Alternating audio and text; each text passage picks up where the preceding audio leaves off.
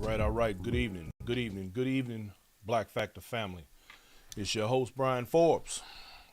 And this is the Black Factor, where the truth doesn't care about your feelings or your opinion. Because it's going to be the truth. So don't forget while you're on here to like, subscribe, hit the notification button on the YouTube. Don't forget to share on Facebook. Join Twitch, join Twitter. Don't forget to support black media, whatever you do. Let me welcome the Oh So Smooth Radio family, who is also in the building tonight, simulcast on the Oh So Smooth Network. My man DJ Shorty Smooth over there on that side. We want to thank you all for tuning in. Don't forget, ladies and gentlemen, you can get that Oh So Smooth Radio app at Play Store or iTunes. It's a good thing to have because you just never know where you're going to be when you want to get down.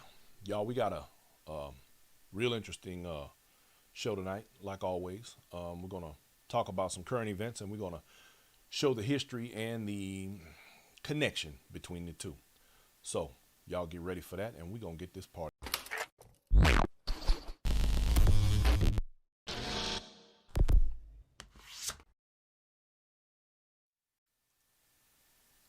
All right. So look, y'all, I got a thing that I'm about to do right quick. Last week, I did a poem called Why Did God Make Me Black? And I got a lot of good feedback. And the funny thing is, since then, I've run across yet another poem. And I'm not going to tell you who the author of this poem is until I'm done. But here we go with this. I was wondering about our yesterdays and started digging through the rubble, and to say, at least somebody went through a hell of a lot of trouble to make sure that when we look things up, that we wouldn't fare too well. And that we would come up with totally unreliable portraits of ourselves. But I compiled a few facts such as they are, to see if we could shed a little bit of light. And this is what I got so far. First, white folks discovered Africa, and they claimed it fair and square. Cecil Rhodes couldn't have been robbing nobody, because he said there was nobody there. White folks brought all the civilization, since there wasn't none around. They said, how could these folks be civilized when you never see anybody writing anything down? And just to prove all their suspicions, it didn't take too long. They found out there were a whole group of people in plain sight running around with no clothes on. That's right. The women, the men, the young and the old, righteous white folks covered their eyes. So no time was spent considering the environment. Hell no. This just wasn't civilized. And another way they knew the folks was backwards, or at least this how we were taught, is that unlike the very civilized people of Europe, these black groups actually fought. And yes, there was some rather crude implements. And yes, there was primitive art. And yes, they were masters of hunting and fishing, and courtesy came from the heart. And yes, there was medicine, love, and religion, intertribal communication by drum, but no paper and pencils and other utensils.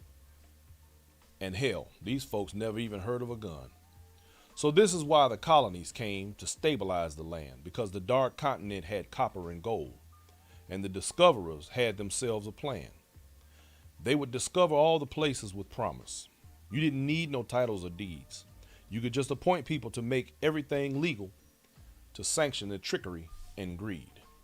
And out in the bushes, if the natives got restless, you could call that guerrilla attack, and never have to describe that somebody finally got wise and decided they wanted their things back. But still, we are victims of word games. Semantics is always a bitch. Places once called underdeveloped and backwards are now called mineral rich. And still it seems the game goes on, with unity always out of reach, because Libya and Egypt used to be in Africa, but they've been moved to the Middle East. There are examples galore, I assure you. But if interpreting was left up to me, I'd be sure every time folks knew this version wasn't mine, which is why it's called his story. Ladies and gentlemen, the late great Gil Scott Heron. So today, y'all, we're gonna get it in. We're gonna talk about the main thing that I really want to get into today has to do with the great state of Texas. But before I do that, let me start off. My man, Michael K. Williams, the Emmy-nominated actor, was found dead in his New York City apartment this week. Yeah, that's a big one, y'all, because that dude right there was bad. He was a hell of an actor. I enjoyed his work, and in fact, I always look forward to seeing his stuff. So Michael Kenneth Williams portrayed notorious stick-up man Omar Little on The Wire, and Chalky White, a notorious black mobster on Boardwalk Empire, and he was found dead of suspected heroin overdose in his Brooklyn penthouse on Monday. Whew, that's a rough one, man.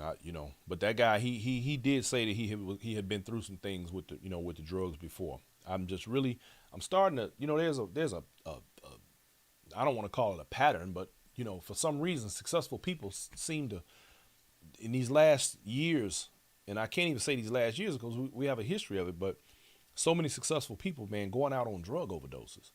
This is crazy, man. He was discovered face down and unresponsive in the dining room of his luxury Williamsburg pad with what appeared to be heroin on the kitchen table, sources said. The relative went to Williams' home Monday, and someone called the cops to address at 440 Kent Avenue just before 2 p.m., saying there was a man there who was unresponsive and feels cold. Williams, who had talked openly about his past struggles with drugs, was pronounced dead by authorities at 2:12 p.m., sources said, adding that it appeared the TV star had fatally OD'd. It was unclear how long the actor may have been dead. No foul play was indicated, a police source said. No forced entry. The apartment was in order. Now, this guy, he was very prolific. He said a lot of things that I thought were interesting and important throughout his career. But he once said, "I use my job to encourage empathy and compassion for people society might stereotype or ostracize. No one wakes up and says, I'm going to become a drug dealer or I'm going to become a stick-up kid. No, there's a series of events that makes them feel this is the only way out. As a black man growing up in the hood, I bear witness to some of those events." Funny little fun fact about Michael K. Williams, by the way, you guys. I don't know if you knew this or not, but he started out in his performance career as a backup dancer for Madonna and for George Michael before Tupac talked him into becoming an actor. Dig that. The more you know. Now, another story, and I'm happy to announce, y'all, that the former Brunswick Judicial Circuit District Attorney, Jackie Johnson, has been arrested and charged in Georgia after allegedly obstructing the Ahmaud Arbery murder case. Now, y'all remember I did this show last year, or it was a little bit year or so ago, where I talked about the Ahmaud Arbery case in detail and the prosecutor, and I always wondered if they would ever go after her, and they have, thankfully. Well, should I say the woman who was supposed to prosecute the case who did not. She was indicted last week for violating her oath of office and hindering a law enforcement officer following Arbery's high-profile February 2020 slaying, surrendered to the Glenn County Sheriff's Office down there in Brunswick, Georgia, y'all.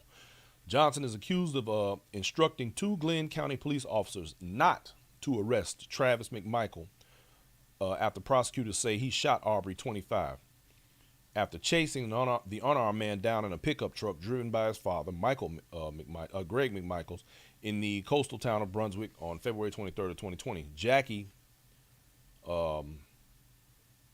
this is Greg McMichael, said, according to a recording of a call presented in a grand jury, "Could you call me as soon as you possibly can?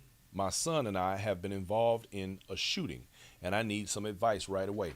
So in other words, the killer called the prosecutor saying that he needed advice. Now, it must be nice. That's what you call privilege right there. He needed advice right away. Johnson did not call back Greg McMichael that day, court records show, but he previously worked as an investigator in Johnson's office before retiring in 2019. Johnson then showed favor and affection toward her former employee by directing that his son not be arrested in the case. The McMichaels and Bryan were not arrested until more than 2 months later when video of the shooting leaked online. The trio, who have been charged with murder, are set to go on trial this fall. I really hope they show this case on court TV. I really want to watch that one. If convicted, Johnson could face between 1 and 5 years in prison for violating her oath of office and up to 1 year for hindering a law enforcement officer. And I hope they throw the book at her. And I hope the McMichaels and that other clown get all that they deserve, which in my best opinion should be life in prison. But you never know, because we know how this just us system works, and it's not in our favor. Now, I'm getting ready to get down to it now, y'all, because this is very annoying to me. Right here in Texas, right? Texas governor. He defends the new abortion law. Well, of course he does. Let me say right here, Regina Freeman, thank you for checking in. Brian Carradine, my man, I see you. Linda Crawford, Riri, I see you. Elena Washington, Robert Smith in the building. Felicia Walker, I see you. And my man, Rudy Dotton. That's my guy off the East Coast. That's my tech head, helps me out from time to time, and I sure appreciate him. And I thank you as well, my brother. Now, the Governor Abbott here in Texas, he is now taking it upon himself. Of course, he's going to defend the law that he just signed into law about abortions. Now, this will mark the nation's strictest rules in regard to abortion, short of just banning abortions altogether. Now, don't misunderstand me. This is a very touchy subject because so many people have so many different views on abortion and the right to life and freedom of choice and all of these different things. The very first thing that comes to mind for me is the fact that it should not be anyone else's choice, anyone else's right to tell anyone, male, female, or otherwise, what they should and shouldn't do with their body. Now, here we are in the throes of a pandemic, and you have people right now arguing and fighting one another over masks. So in fact, you have one group of people saying, wear your mask. You have another group saying, don't wear your mask. And either one is mad at the other one for doing or not doing. So yet again, we're at an impasse where we're dealing with what one can and shouldn't do, should and shouldn't do with their bodies. Now, according to Abbott, as he signed the law into the bill into law, it bans a procedure as early as 6 weeks into pregnancy and saying the state will eliminate all rapists. Now, I got a couple of problems with that statement. First of all, I don't know any women who know that they're pregnant within 6 weeks. AOC made some very good points on a show that she was doing yesterday, I believe it was. And that was that she said that she didn't know if the governor understood what it was like for a menstruating person, and she used it that way rather than say a woman, I guess, to have a menstrual cycle, meaning that in a 6 week period, at least 1 to 2 of those weeks will be involved with a woman's cycle. And with that being said, and it is a shame that she had to go this far to give an explanation for it. But the fact of the matter is, a woman may miss her period by 2 weeks. It may be a false alarm. It may actually be a pregnancy. But the point being, it's still that's going to be a tough window of opportunity in order to receive an abortion. In other words, they basically have circumvented the law. They've circumvented Roe versus Wade, which is from the decision of the Supreme Court. Now, I get all of that, but we also have to continue to remember, and this is where I'm gonna get into the muck of this. because it's way more to this than the religious rhetoric that many would have you to believe. This goes beyond that. And I'm going to show you what I'm talking about throughout this show. People use religion to further so many agendas, and this to me is one of them. The sad part is that sheep don't know that they're being led to the slaughter. No woman should be told what to do with her body. When they start talking about making men sterile as a countermeasure, then I bet you things will be very different. So in other words, see, and again, here we are at a place where women are already not afforded the equal right or capacities that men are in many cases, without, of course, a big fight or some big law dealing with the law. But here's the point.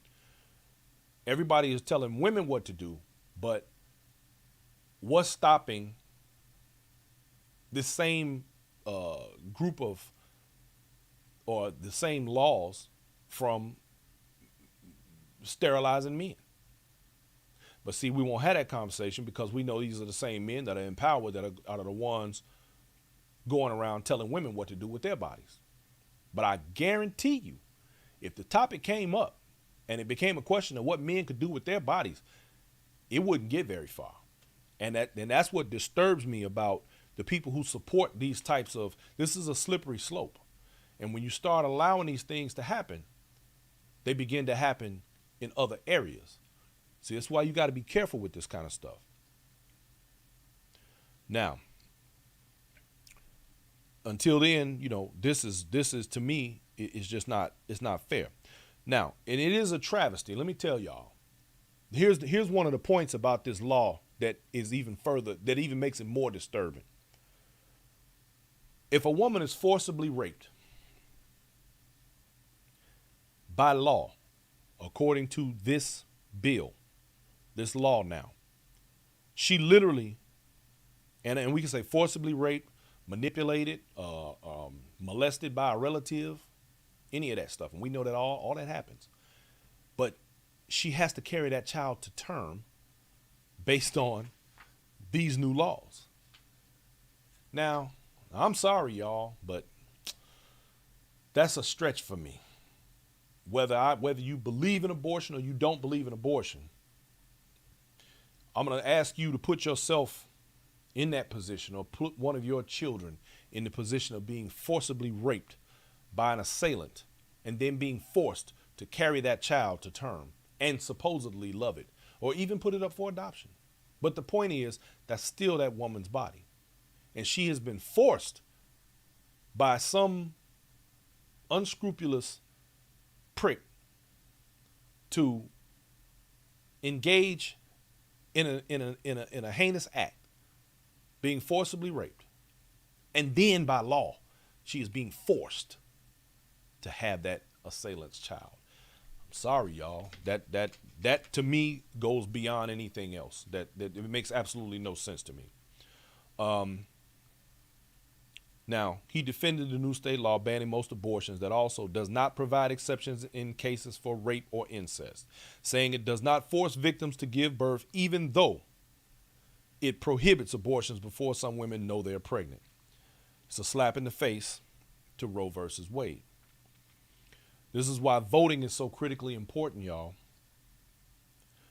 When you allow the Mitch McConnells of the world, now I'm going to show you, you're probably saying, what does Mitch McConnell have to do with this? Well, I'm going to show you.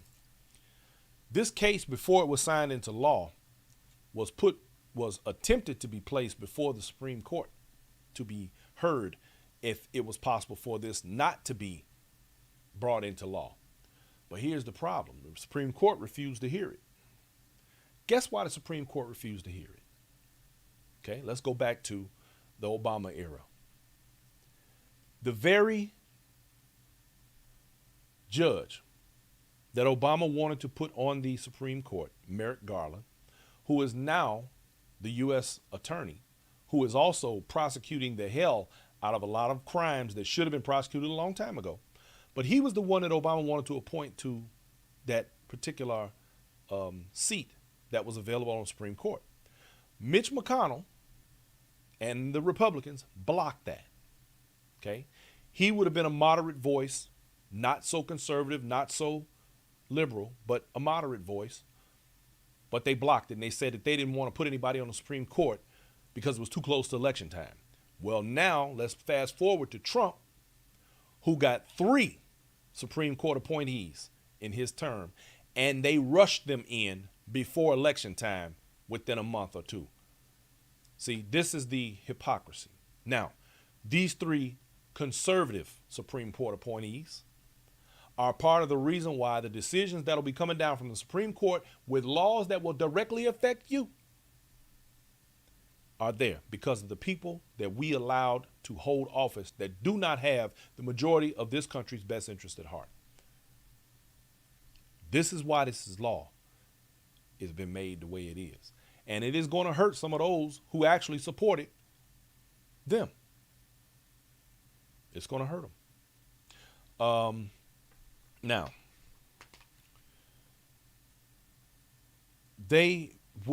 and it's crazy to me because it's so many conservatives on the Supreme Court now that it's literally is, in my opinion, is dangerous. It really is. And all of the laws, and this goes back to voting, all of those same laws can now be manipulated, massaged, bent, twisted into the favor of those who don't have the average individual's best interest at heart. It can be manipulated and translated in favor of the rich and the racist. Now, let's talk about rape for a second. And there's a reason I'm going down this path. Rape. Recent surveys by the U.S. Department of Justice found that most rapes go unreported to police, including a 2019 survey that found that about 1 in 3 victims reporting they were raped or sexually assaulted. Only 1 in 3. That's less than the actual amount of rapes. Now, according to Greg Abbott, the governor of Texas, Texas will work tirelessly to make sure that we eliminate all rapists from the streets of Texas by aggressively going out and arresting them and prosecuting them. This is what he said. Now, here's the funny part. There's a rape kit backlog in the state of Texas. And it has been for decades. Currently, there are 6,108 untested rape kits in Texas. Now, that's according to the Texas Department of Public Safety. More than 1,000 of them sit in labs on shelves in Dallas.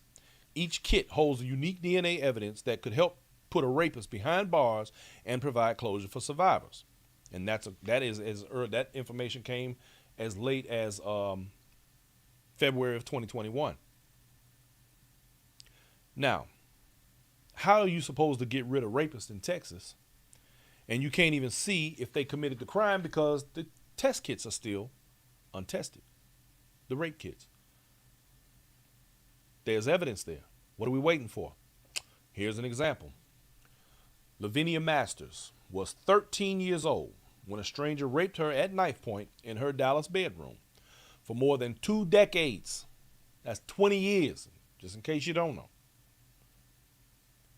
Her rape kit, the evidence collected in the hospital after the assault on July 31st of 1985, sat untested. 20 years. By the time her case was reopened in 2005, it was too late to press charges. The statute of limitations was up on being able to charge the person who raped her. But now, remember now, the governor is going to eliminate rapists in Texas. Backlog, 6,108, still untested. Masters learned hers was one of hundreds of thousands of kits across the country that sat on shelves for years. See, now remember now, these are crimes against women. And they act like there is no priority to them. Now you need to think about these things.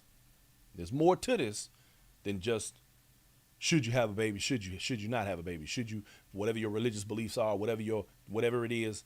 See, you better remember that these people ain't thinking about religion when they're dealing with these abortions and all this other stuff. It has nothing to do with that. It's a way bigger picture here. Now,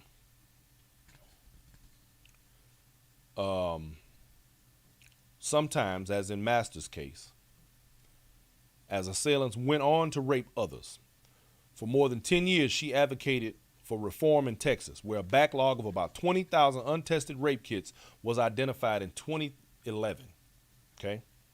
The evidence that could have put her attacker in jail within days was left untouched for more than 20 years, allowing the serial rapist to abuse even more women. But they're going to eliminate rapists in Texas.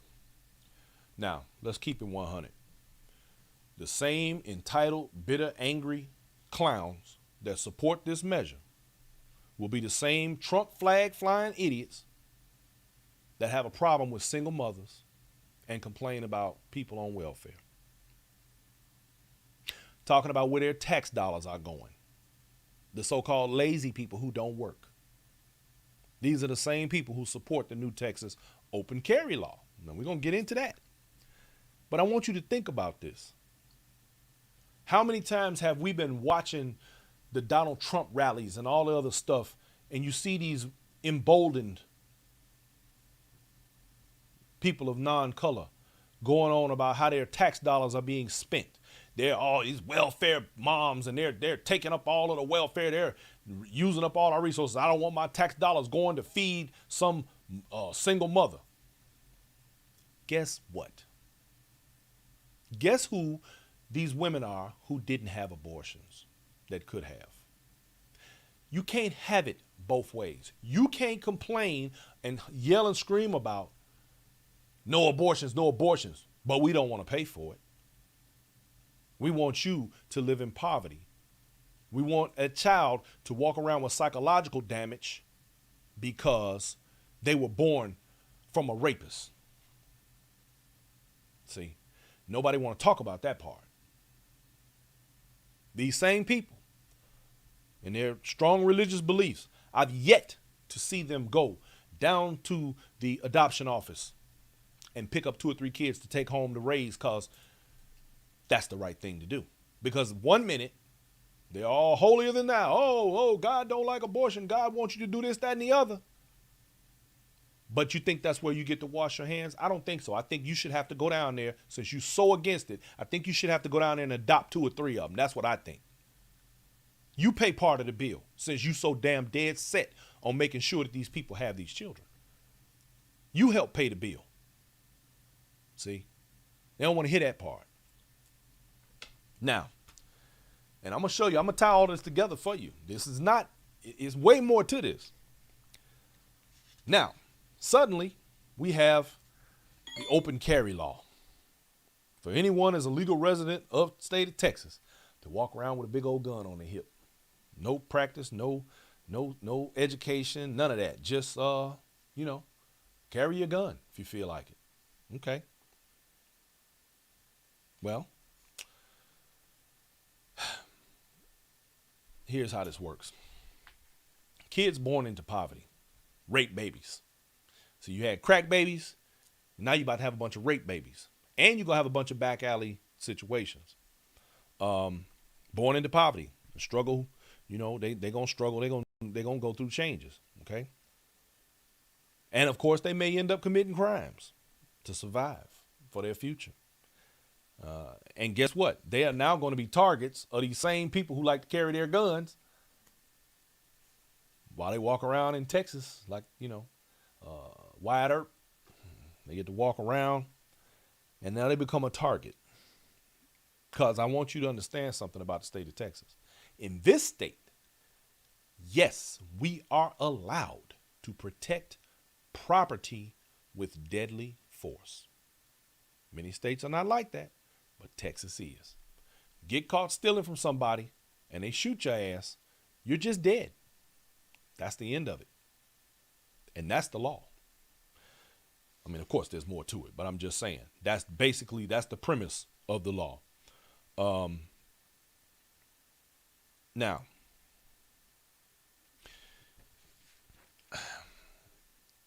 they want abortions to be stopped. But I also want you to remember this. Here in the state of Texas, the governor is making has made every attempt to mandate that people not. They want to shoot down the mandates to wear masks in the schools.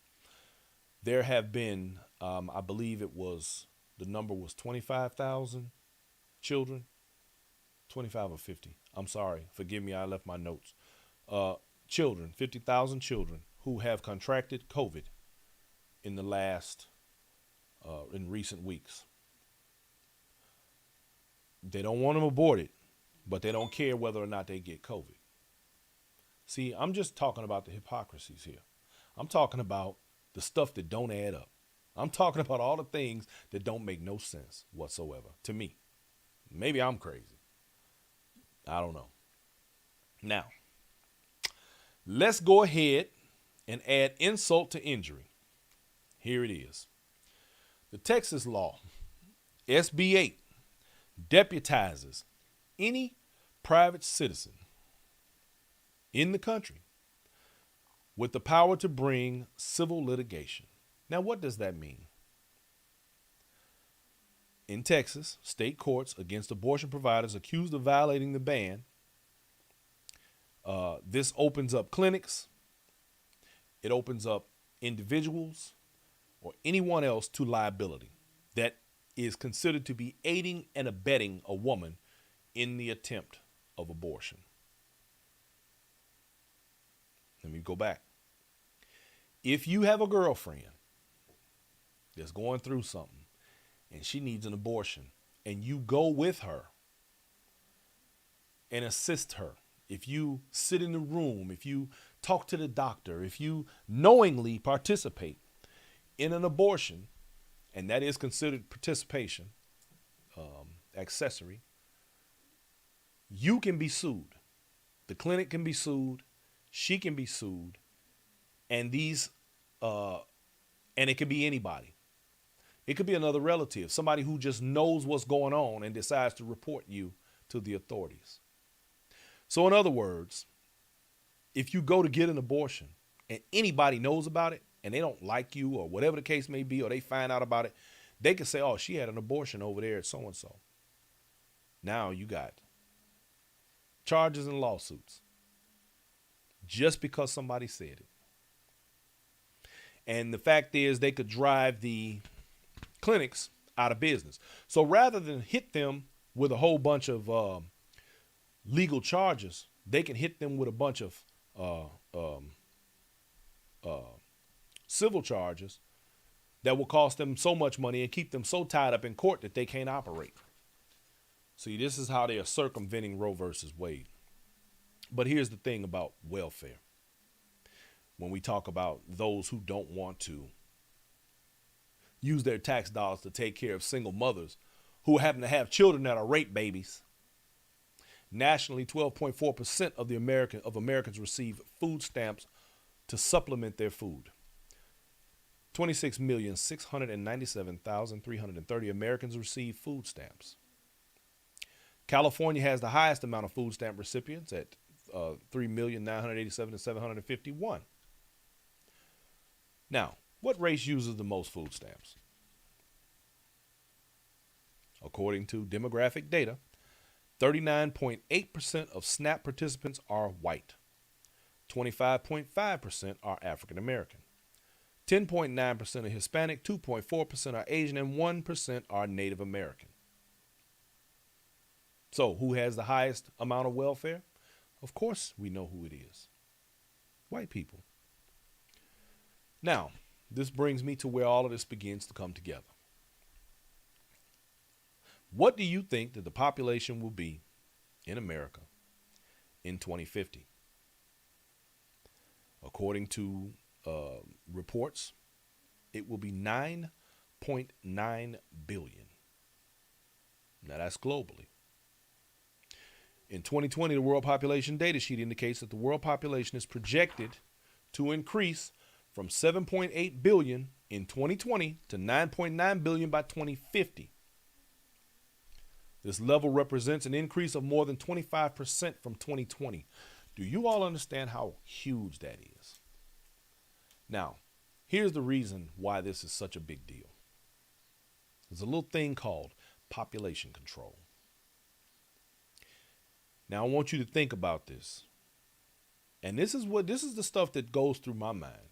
Now I'm not absolutely sitting here and saying that this is the case. But if it cluck like a chicken and it walk like a chicken, it's probably a chicken. But there are three things going on. We have COVID. You got these abortion laws, which, trust me, this one is going to open the door for a lot more of them. And you have the legal means by which our voting processes are being affected. Now, what can cause the population to go down? Because we already know that as it stands right now, there are and have been murmurs of population control, particularly out of Africa. But what will cause the population to go down? A reduction over time in a region's population can be caused by sudden adverse events such as, drumroll, outbursts of infectious diseases. Now, have you all seen an outburst of an infectious disease lately? Famine and war, or by long-term trends. For example, sub-replacement for fertility, persistently low birth rates, high mortality rates, and continued immigration. Now, what three things did I just say? Outbursts of infectious disease, persistently low birth rates, among a particular group especially, mortality rates, people dying off, and continued immigration. The border. What three issues are the main talking points for the politicians in America right now today? COVID, immigration, abortion. You see where this is starting to go? It's all coming together. And in case y'all didn't know, there's a new variant out. A new COVID variant. It's called Lambda. Classified as a variant of interest in the global level by the World Health Organization on June 15th, 2021 as a variant of interest. The WHO considers Lambda to have mutations with established or suspected implications for its transmissibility and severity, and has been detected in multiple countries as of August 31st of 2021, last week. Now, right behind Lambda is another one. It's called the Mu variant, MU variant. Is the fifth coronavirus variant of interest being monitored by the organization. Stuart Ray, a professor of medicine at Johns Hopkins University, said the variant accounts for most cases in Colombia, Chile, Peru, but only some cases in the U.S. Oh, it's coming, y'all. And I'm more inclined these days to question where it's coming from. Now, the effects of overpopulation. More people means an increased demand for food, water, housing, energy, healthcare, transportation, and more. All that consumption contributes to ecological degradation, increased conflicts, and a higher risk of large-scale disasters like pandemics. So you can't make this stuff up. Population control has been a central axis of eugenics.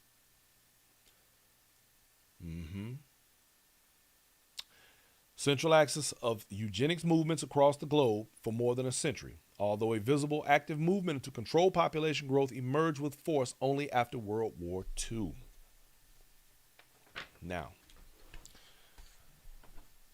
eugenics. Let's talk about that just a little bit. Eugenics. Let me give you the definition of eugenics. The study of how to arrange reproduction within a human population to increase the occurrence of heritable characteristics regarded as desirable. Developed largely by Sir Francis Galton as a method of improving the human race, eugenics was increasingly discredited as unscientific and racially biased during the 20th century, especially after the adoption of the doctrines by the Nazis in order to justify their treatment of Jews, disabled people, and other minority groups. Eugenics in America. In the late 19th century, Galton, whose cousin just happened to be None other than Charles Darwin. Hoped to better mankind through the propagation of the British elite. You hear that? The British elite. His plan never really took hold in his own country, but America, it was more widely embraced. Eugenics. As the concept of eugenics took hold, prominent citizens, scientists, and socialists championed the cause and established the Eugenics Record Office. The office tracked families and their genetic traits, claiming most people considered unfit were immigrants, minorities, or poor. So, now here we are talking about a legal attempt to eliminate traits that were not considered good, which included people of color, poor folks, and those who might be considered disabled, and immigrants. Now, this gets even more interesting. Forced sterilizations. Eugenics in America took a dark turn in the early 20th century, led by California. From 1909 to 1979, around 20,000 sterilizations occurred in California state mental institutions, under the guise of protecting society from the offspring of people with mental illness. Many sterilizations were forced and performed on minorities. See, this is the clean version. The clean version says minorities. We know exactly what they mean. 33 states would eventually allow involuntary sterilization on whomever lawmakers deemed unworthy to procreate. Now, what I'm saying to you all, and again, abortion with the laws in their current position in Texas and the way they're headed are a slippery slope. Because what is to stop the government from mandating the law that some people become sterilized against their will?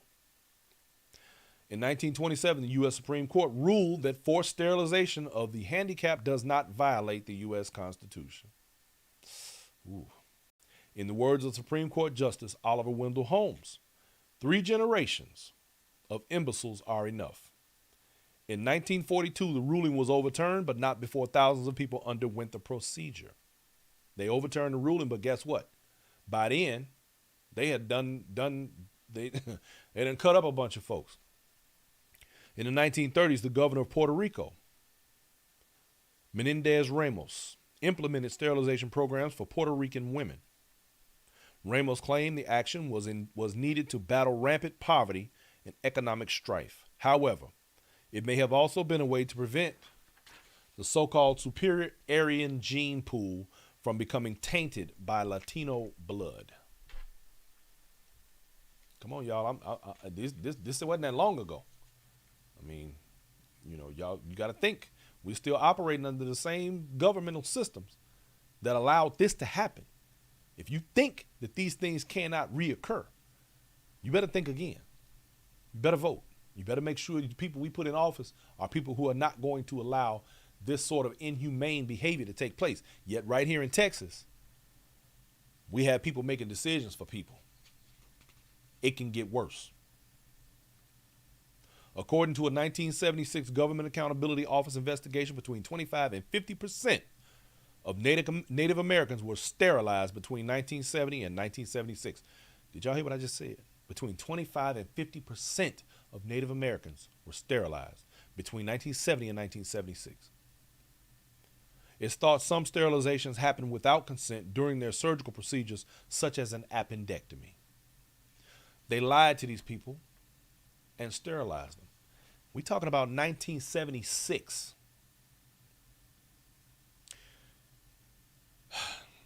Okay. In some cases, health care for living children was denied unless their mothers agreed to sterilization. In other words, your kids can't get better unless you let us sterilize you. See? This is the same rhetoric with the whole, you got to get the vaccine. You can't get an abortion. You don't need to wear masks. Wear masks. Whatever the case. You got to be, these things are dangerous.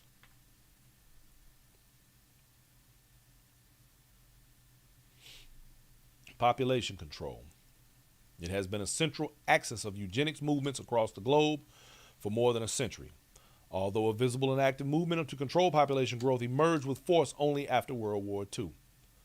So I'm saying all of this to say, and also y'all remember when I did the show about the experimentations that have taken place on people of color throughout the history of this particular government, which included everything from the so-called father of gynecology, who used slave women to experiment on. This is how all of these tools were created and all of the things that are put in place for women in the gynecological realm. It was because black women, our ancestors, were used as guinea pigs, experimented. You have the Vertus Hardemans of the world, radiation experimentation. You have the Tuskegee experiment, disease experimentation. You have the mustard gas experiment on soldiers during World War II. Or was it one? World War One. See, we've been experimented on from the word go in this country, like lab rats. How does population control work? It may involve culling, translocation, or manipulation of the reproductive capability, abortion. The growth of a population may be limited by environmental factors such as food supply and predation. Now, let me say this, y'all. I am not, and this is where this thing kind of takes a twist too. Understand that the elimination of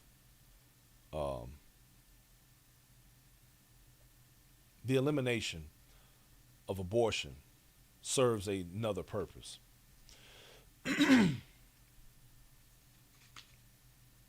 The term eugenics was coined in 1883 by British explorer and natural scientist Francis Galton.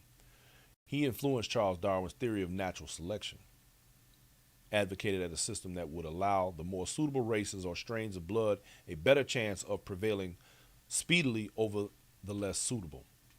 So in other words, let's build these white folks up and get rid of the black folks. The only reason they stopped doing that was because of Adolf Hitler, because he was trying to create the Aryan race, trying to create the perfect human, I guess. And that's when the whole thing started becoming frowned upon, but not before that. And that's, to me, the sad part about it. But now let's remember also, part of the screw up in that plan was the one drop rule. You got to remember that it was a social and legal principle, where your racial classification that was prominent in the 20th century is that any person with even one ancestor of black ancestry, one black drop of black blood, is considered black, Negro, or colored historical terms. In other words, it tainted the gene pool for white folks. That's what they didn't want, see? And that's why this eugenics, partly why it became a thing. The concept became codified into law of some states in the early 20th centuries. It was associated with the principle of invisible blackness that developed after the long history of racial interaction in the South. And y'all remember, they call that passing. Passing. In other words, you looked white, but you was black. It had included the hardening of slavery as a racial caste and later segregation. It is a simple descent, the automatic assignment of children of a mixed union between different socioeconomic and ethnic groups to the group with the lower status, regardless of proportion of ancestry in different groups. In other words, if you were mixed with black folks, you got sent. You need to come in the back door. Now, this is where all of this is led up to. Declining white populace. There are two main causes of white demographic decline: high immigration rates to majority white regions from majority non-white regions, and a difference in the fertility rates between the waning white majority and the waxing non-white minority. Some cite aging as a cause for white demographic decline. This is what I'm about to get to, y'all. This is where we headed with all of this. America's white population declined for the first time, while U.S. metro areas were responsible for almost all the country's population growth, according to groundbreaking new data released by the U.S. Census Bureau. Y'all heard that, right? The decline of white population. Overall, the white alone population fell by 8.6% since 2010. Do you realize how big that is? The decline of white populace dropped by almost 9% in 10 years. Non-Hispanic whites now account for around 58% of America's population, a drop from 2010 where they made up 63.7% of the population. It was the first time that the non-Hispanic white population has fallen below 60% since the census began. Now, in case you didn't know, the very first federal population census was taken in 1790. So now, for the first time, non-Hispanic white population has fallen below 60% since the census began in 1790. Ooh, spooky, ain't it? There's a reason why we're seeing what we're seeing today. I'm going to tie this together for you in a second. I bet you know where I'm going, don't you? Meanwhile, there was significant growth among minority groups over the last decade. The Hispanic or Latino population grew by 23%. In 10 years, y'all, by 23%? Whew. While the Asian alone population surged over 35%. The black population also increased by more than 5.6%. You see that? We got two other races that are increasing in populace faster than black folks in America: Asians and Hispanics. The new statistics project that the nation will become minority white by 2045. So by 2045, white folks will be in the minority in America. If they can stop the abortions, because guess who gets the most abortions? The same people who get the most welfare. If they can stop the abortions, stop the migration from the immigrants, and kill off enough of the ill and sickly of other races, guess what? They can stop that trend. Y'all think this is new information? It may be new to you, but they've been knowing this. All of this is social engineering that we're witnessing right now. Y'all are witnessing social engineering. That's what this is about. It has nothing to do with religion.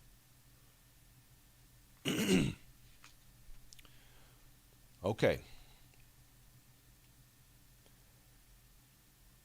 The new statistics project that the nation will become minority white in 2045. During that year, whites will comprise 49.7% of the population, in contrast to 24.6% for Hispanics, 13.1% for blacks, and 7.9% for Asians, and 3.8% for multiracial. I think there's more multiracial than anything. It just, I guess, it depends on what people identify as. In 2060, the census projects whites will comprise only 36% of the under age 18 population, with Hispanics counting for more than 32%. Y'all hear that? By 2060. So by 2060, which most of us will be gone, whites will only make up 36% of the population of under 18-year-olds. So you can pretty much say that in 2048, by 2048, see, we got 2045 with them being a minority. By 2048, those children born at that time will in 18 years be at a higher percentage than the white populace in America. The shift is a result of two trends. First, between 2018 and 2060, Gains will become the combined racial minority populations, growing by 74%. Second, during this time frame, the aging white population will see a modest immediate gain through 2024 and then experience a long-term decline through 2060, a consequence of more deaths than births. More deaths than births. This is getting to the root. Now, I'm just telling y'all what I think. This is getting to the root of why they are so desperate to end the abortions as fast and as furiously as possible. They are dying off. Now think about it. The people who we have running this country right now, predominantly, with all the power, are white men over 70. So let's think back 70 years. And let's remember the way they thought, the way they operated, and the way they did things 70 years ago. And if you think that their ancestors hadn't handed down some of those backward ways of doing things and the hatred and the bigotry that came with it, sadly mistaken. They witnessed it, they saw it, they knew what was up. So now here we are in 2021 with these people running this country and continuing the rhetoric. All of that's going to change, and they know it. They see it coming. The writing is on the wall. So if you think that these abortions are just some religious, oh, God wants it this way, has absolutely nothing to do with it. The same evangelicals who voted Donald Trump into office that love him so much that will tell you that all of these things are so wrong. You got eugenics at play. They don't want to call it that, but this is social engineering at its best. You got a pandemic going on. You got political things that are taking place that are creating a more difficult path for others. See, because you got to remember, it was once legal to own a slave and beat the hell out of him if you felt like it. Let's pay attention to where these laws are being made. Let's also pay attention to the fact that there will be other things coming down the pipe that are going to make it as bad or worse. All right. Ladies and gentlemen, I'm not going to hold y'all tonight. But I wanted to get that out. I needed to get that off my chest. I want you all, and this show was designed just to give you some food for thought. Just to make sure that you are on your square. Make you look at some things from some different perspectives. And don't forget, do your homework. I didn't say all of this just for it to be the complete end-all be-all of my conversation. I said all of this because I wanted to plant the seeds of curiosity so that you go and look for yourself. Dennis McCullum said, religion is a scapegoat. You're absolutely correct, sir. And with that, ladies and gentlemen, I want you all to have yourselves a wonderful evening. Thank you for tuning in. And everybody have yourselves a fantastic night. Sleep well. And I'll be back next week with a little more stuff to make you go, All right, y'all.